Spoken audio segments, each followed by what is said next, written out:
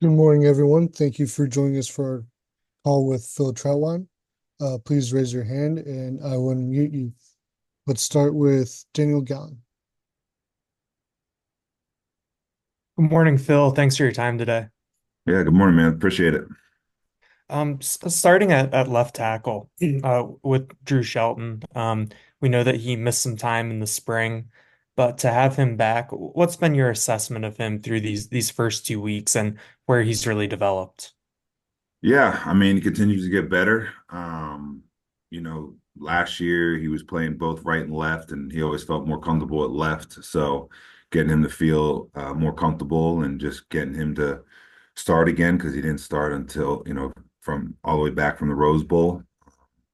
But, he's going out there, he's competing every day, getting better at practice, and, his game has continued to skyrocket, and he's continued to play and play well. So, he's working on his, punch and his technique and everything. So he's continued to get better, and I love the way he's progressing right now. Rich Garcella. Morning, Phil. Thanks for doing this. Uh, since Daniel started with left tackle, can you give us an update on Javin, how he's done since we last talked to you? And also, for my sake, can you give me an update on Caleb Brewer? Thanks. Yep. Javin, he's continued to get better. He's just getting better every day. And I love the way he's progressing. Hopefully you'll see him out there. He got to play West Virginia. So just continue to get those reps, continue to get out there and get game time reps and game speed reps. But he's a guy that can play multiple positions. I also have him play guard as well. So he's playing both tackle and guard, which I think for the future will help him be more versatile. So he's continued to take coaching and is learning. And then Caleb Brewer is just, he came from the same high school. So pass pro is something that he needs to keep working on. But he has a great mindset. He's working hard every day, and he continues to progress, which that's what you want as a young offensive lineman. So he has a good attitude, and he's continued to gain weight. And I like the way he's progressing. Being here for since the summer. Greg Pickle. Coach, good morning. Thanks for your time. Yeah. Good morning. Thank you. Coach Franklin's talked about wanting to get more opportunities for Nolan Ruchi at right tackle, obviously, and through the first two games. Maybe that's not been where you guys wanted it to be, but just how do you assess the situation there with him and Anthony through 2 weeks heading into this? Yeah, I mean he came in the spring and continued to get better, and he's continued to get better. You'll see as he gets better and as he gets more comfortable with the offense, his role will increase. His role from, the first week was he played about 11 plays, 12 plays, and this last week he played 24, 25. And he played both right and left. So he's continued to do that. And, I like the way, he's progressing and being more versatile, playing right and left, which is big because that could be our swing tackle, or you get a guy that could play multiple positions. That helps get guys off the field, and you feel good about that. So you'll see him in this game again, and he'll go out there and do his thing and continue to get better, because when he got here he only had probably 90 reps under his belt for the last 3 seasons. And already he's played 30 something snaps, almost 40 snaps. So that's big for him, and continue to do that. Seth Engel. Hey Phil, thanks for the time today. Cooper Cousins, we've seen in both games so far. How would you assess his play? And I know we've heard about his position flexibility at both guard and center. Do you guys have a plan for where you'd like him to maybe stick long term?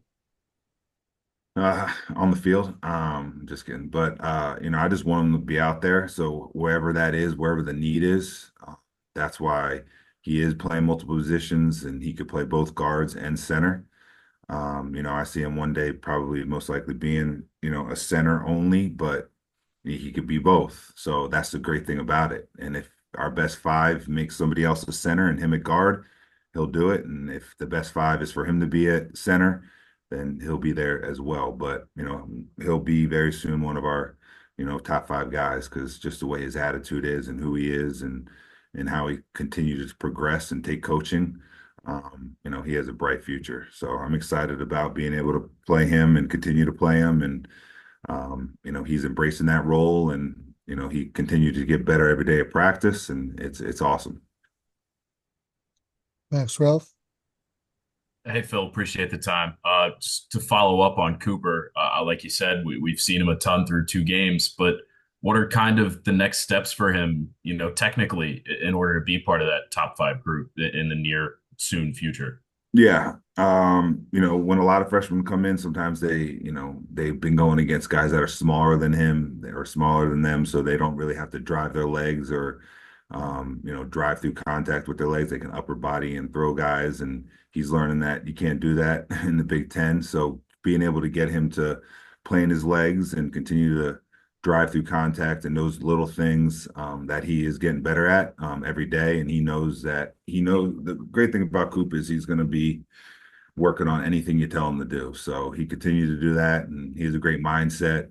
He's still learning the little fine details of the offense, just like everybody, but he's, attacking it and just continue to see him progress and putting him out there when he's 100% confident is key for a young guy because you don't want them to go out there not confident. So he's continued to get confident and he's, keeps getting better and better every day, which is awesome. Joe Smeltzer. Hey, Phil, thanks for the time. Yeah, no problem. So, with Nick Dawkins being a first-year starting center, how would you assess the way he's performed through the first 2 weeks, and what have been your takeaways?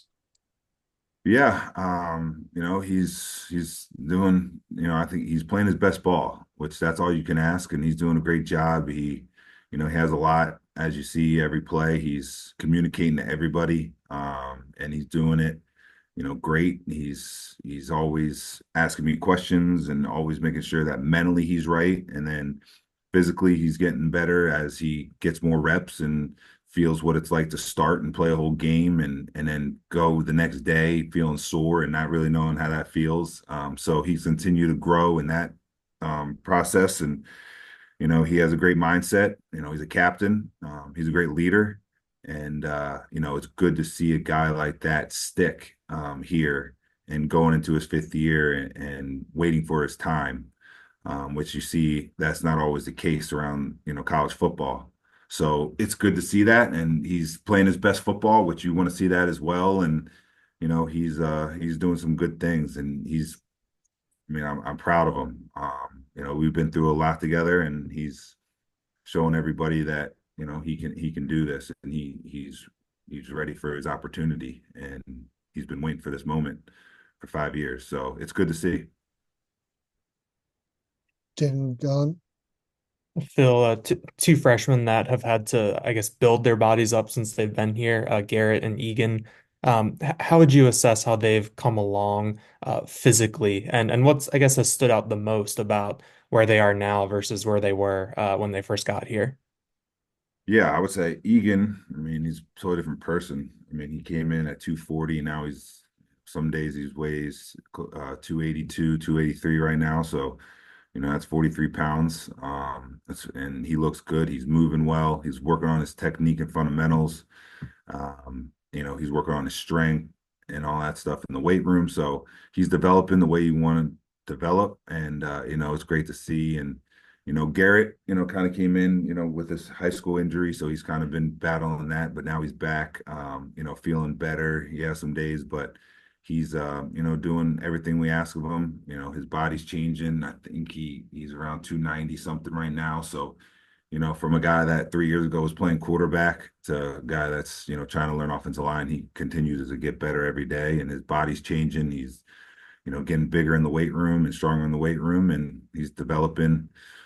He's a great mindset, he's smart. So he's doing everything we ask him and you'll hopefully see him on the field one day. Both of those guys. Time for two more. Seth Engel. Phil, the two starting guard spots, we've obviously seen a lot of Sal Wormley in the past few years. How has he kind of improved maybe from last year to this season? And then Venga seeing a ton of football this year. We heard in the past that he's a guy that, has certain intangibles that can't be taught. Is he following through on that from what you've seen in practice and games? Yeah, Sal continues.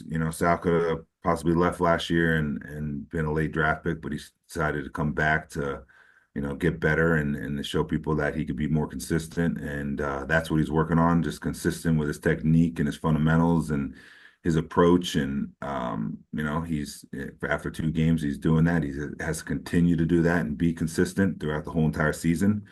And he knows that, so that's his mindset every day and his process every day. And then Venga, yeah, there's not many people that are 350 pounds and can move like him. And that's great for a pulling guard or a guy that has to go to the second level, or a guy that can just maul people off the ball. So he's an awesome player, awesome kid, and he just loves football. To I mean, he's only been here for 3 years, and so his best football is still ahead of him, and he'll continue to get better and better. And he'll be playing on Sundays one day. Joe Smeltzer. Phil, going back to Cooper, you've both played and coached with some pretty quality offensive linemen over your years in college football. Is there anybody that his game kind of reminds you of that you've either been teammates with or coached in the past? Yeah, I would put him in the category of the Pounceys. Both of them were great players, but they also had a great mindset. You know, and that's who he is, man. He's relentless on the field, loves football. Football's his world. That was the Pounceys, and then he moves well. He's a mauler, and I think whenever I kind of look at him, sometimes I think about the Pounceys. So, and they were great teammates and great guys. So being able to have two guys that played with that went first round and played a long time in the NFL and comparing them to them, that's what kind of player I think Coop is. So